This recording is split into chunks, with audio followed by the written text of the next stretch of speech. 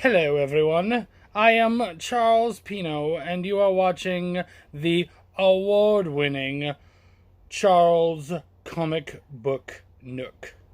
Haha, fuck that. What's up, people? It's Chuck.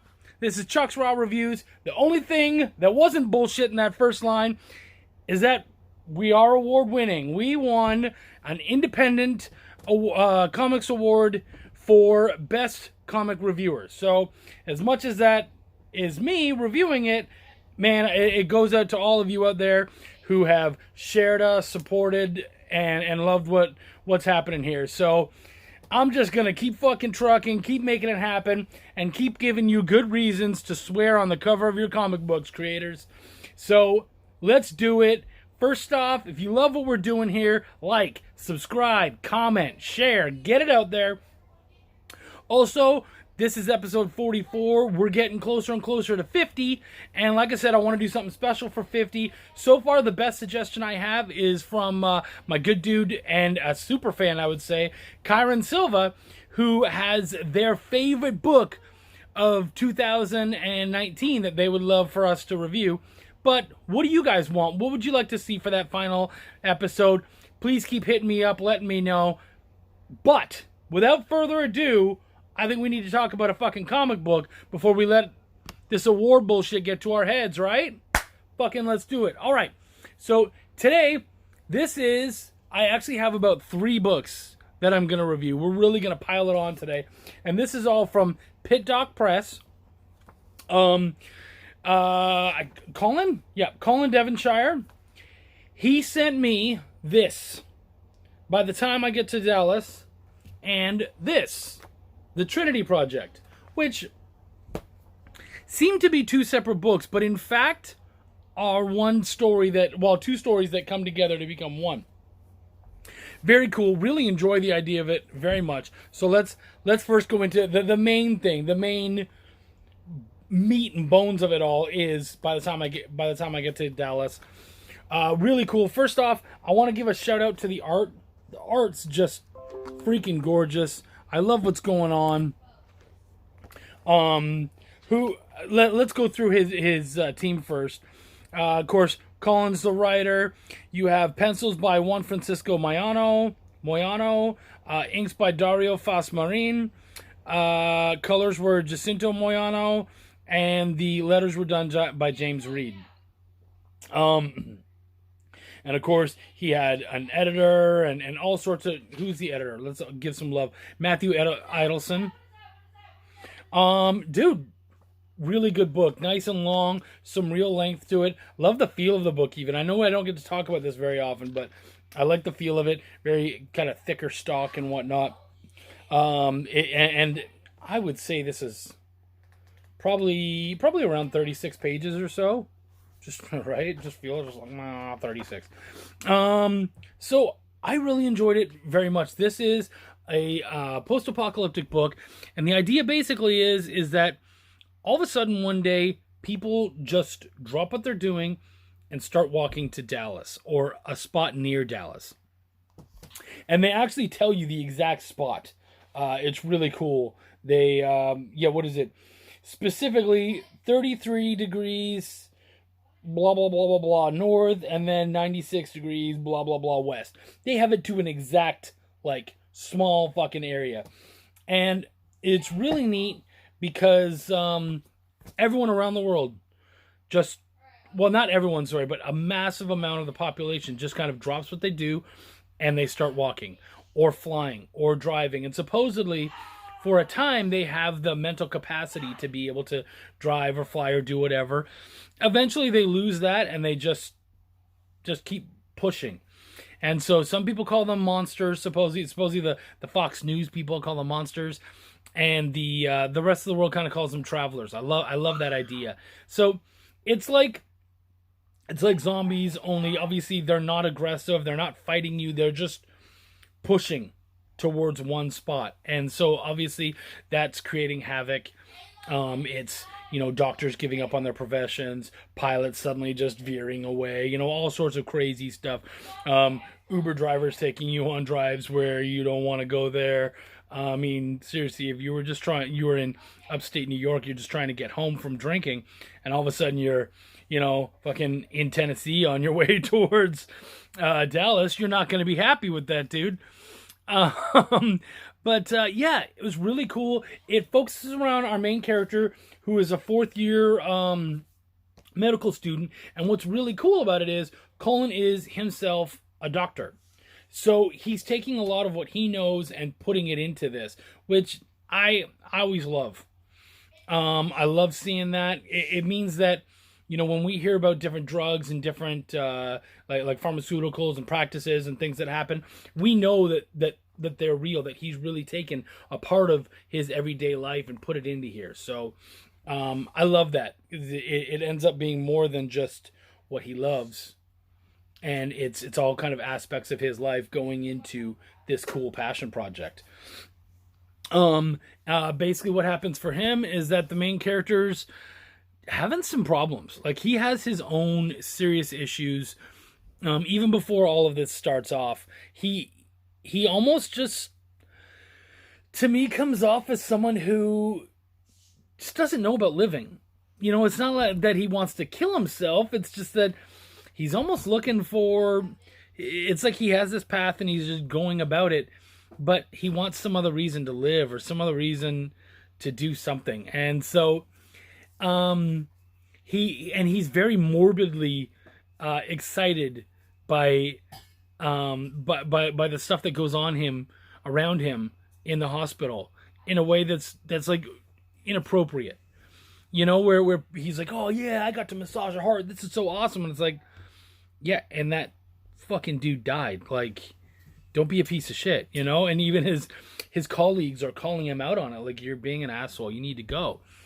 And so his girlfriend ends up leaving him to go to Dallas. And so it kind of ends up where now he's really wants to figure out what's going on. And I think he's trying to pursue her and all that. So that's really cool. And I enjoyed it an awful lot.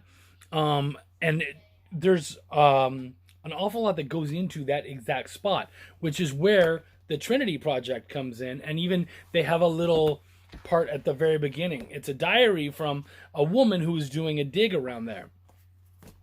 And so the neat thing is that this is someone, I think in the 1990s or whatever.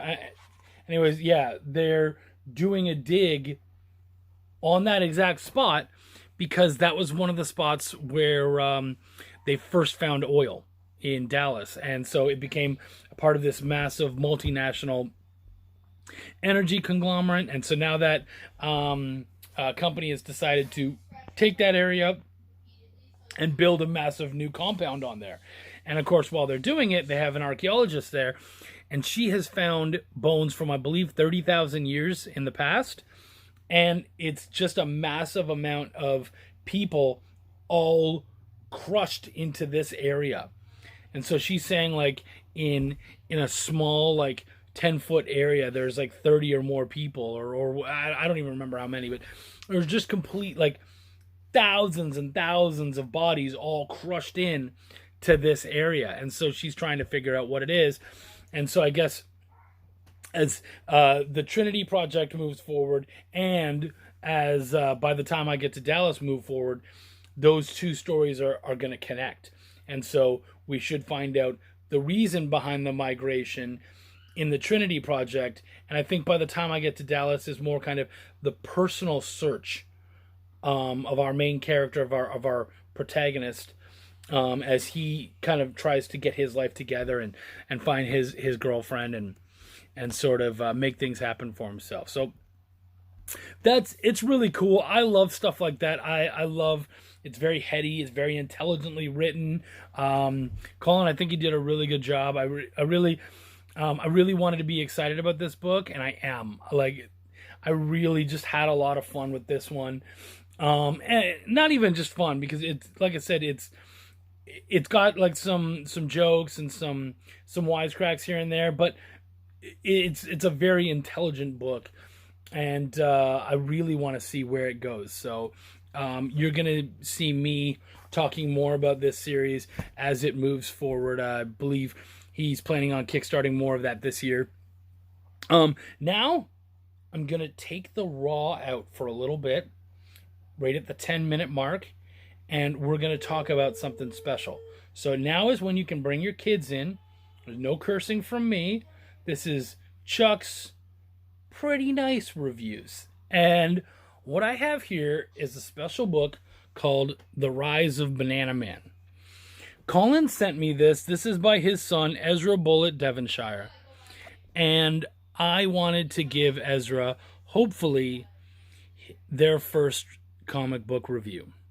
So, Ezra, I'm not going to talk down to you. I'm not going to placate you. I'm going to treat you like any other comic creator, all right? This was a lot of fun, okay? Obviously, you know, when you put them together, your dad has a little bit more money to spend on art than you do, but I think that you're well upon your way to making some really cool stuff. I enjoyed this an awful lot. Basically, it's about a bunch of fruits in space, and there ends up being an issue on their ship. The ship explodes, and a banana man of sorts. He doesn't really go into it too much. He crashes into Earth, makes this huge crater, and then ends up in the hospital. And so he's taken care of, and I love this little line here. The doctor says, "My name's Dr. Richard, but you can call me Dick for short." And Banana Man says, "Well, nicknames can be cruel." Man, honestly, I'm 40 and I love that joke. Like, I would have written that joke. So I think that's just great. I think you're having a lot of fun with this. And basically it turns out that Banana Man finds out that the crater he created has actually sparked an accident. And so he goes there to save the people inside the car that have fallen into the crater. And the doctor, who thinks he's just super cool, ends up making him a superhero of sorts, gives him an outfit and stuff. And one of the things he ends up having to do is he goes to court. And I'm going to give you guys a little bit of a spoiler alert, but he goes to court.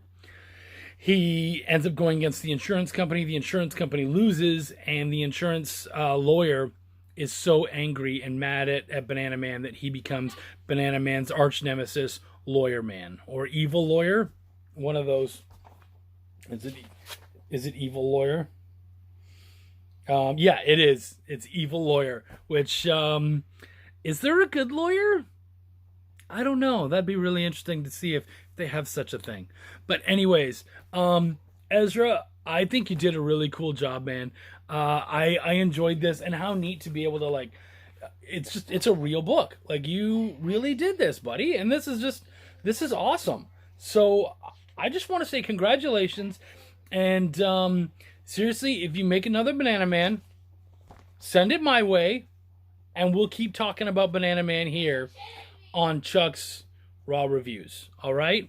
So, guys, both of you, thank you so much for the books that you've given me. I'm really excited.